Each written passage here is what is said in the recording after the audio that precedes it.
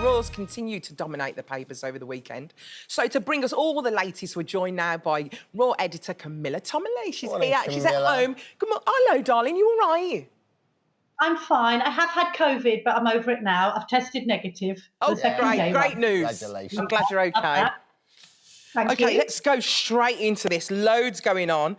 First of all, a scaled-down coronation for Charles and Camilla. Why is this even being discussed, Camilla?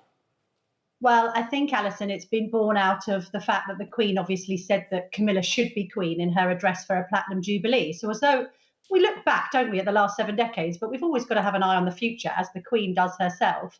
And there's this sense that Prince Charles wants a more slimmed-down coronation, like he wants a more slimmed-down monarchy. Why? Because I think he accepts that, considering the last coronation was 7 decades ago, things have changed a lot since 1953, and he needs to make sure that this ceremony offers good value for money for the public. It's the government that pays for it. Is there going to be a public appetite for something really lavish and running into millions? And perhaps if it takes place in straitened times. So I think he wants to pare down that. He wants to pare down the monarchy. The interesting thing about this idea of having fewer royals on the Buckingham Palace balcony, and that's so that the public doesn't look at it and say, well, who are all of these hangers on and what are they costing and where are they living, is that actually there aren't that many royals to go around now because the Duke of York has stepped back from public life. Obviously, we haven't got Harry and Meghan over here. So it's kind of all very well saying that. But I think more and more these days, he needs some of the less senior royals to step up, like the Wessexes, for instance, Edward and Sophie, because there's royal work that needs to be done at the end of the day.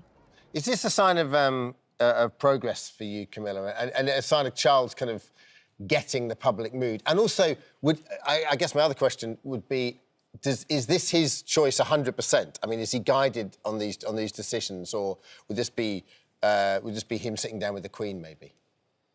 Well, I think there'll be discussions taking place internally. Sometimes the palace has always looked back and said, well, what did we do before? We should do that because it's an institution based on precedent and protocol. However, it's the 21st century and not the 20th, and things have changed. And I don't think there's going to be a public appetite for loads of money to be thrown at this thing. Having said that, there still needs to be traditions to be upheld. I mean, we don't want Charles turning up in the back of a bus. He will probably use the golden stagecoach that his mother used. There will be the pomp and ceremony, but I think it's going to be a vastly reduced affair. I think he only wants 2,000 guests. It's going to be shorter because of his age. Of course, the Queen was 25 when she had her coronation. He's going to be in his 70s at least. So things need to adapt according to, I think, the public mood. That gold carriage is just stunning, isn't it? And it's really interesting because the Queen actually once described it as a bone-rattling journey in 1953 for the coronation when she was just 26 years old. She described it as absolutely horrible, too bumpy. So they're going to have to kind of renovate that gold carriage, aren't they? Well, I don't think it's got any suspension at all. It's just leather between a royal backside and the wheels. So they might have to just line it a little bit, exactly.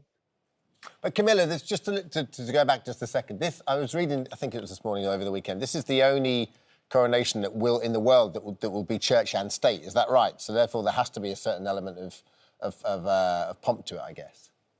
Yeah, of course, there needs to be pomp, and that's an interesting issue on regard to faith, because it had been suggested that he would be defender of faith in order to make it a more multi-faith affair. And I think that's still the desire.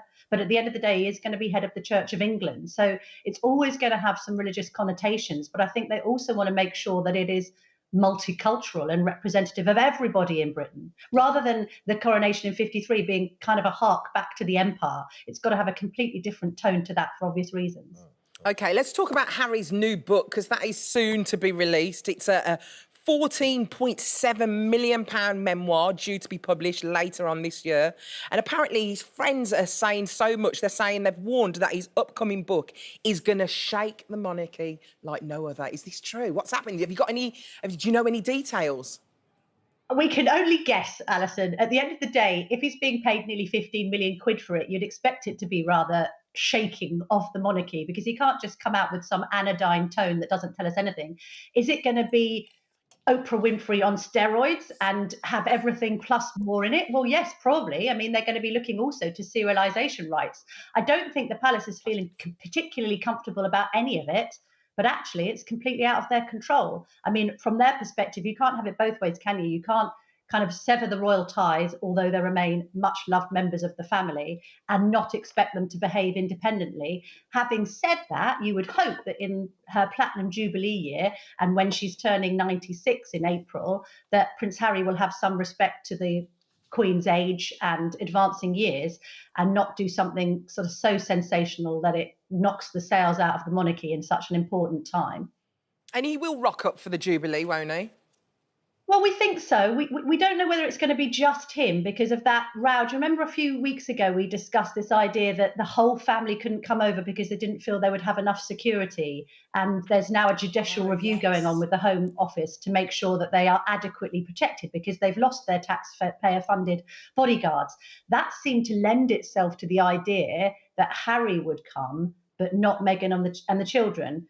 They've all been invited, I know that much. It's just a question of who actually turns up when we have this extended bank holiday in June. From the Queen's perspective as a great-grandmother, she hasn't seen Archie since November 2019 and never met Lilibet, her namesake. So one would hope it could be a major royal family affair. Moving on, and this is a lovely story, the flower power at the Tower for the Diamond Jubilee and, of course, Royal Fizz. We'll talk about this in a minute. Looks like a dream. But the permanent fixture is going to be at the Moat in the Tower of London, which is a seasonal flower meadow. Is that right? That sounds wonderful.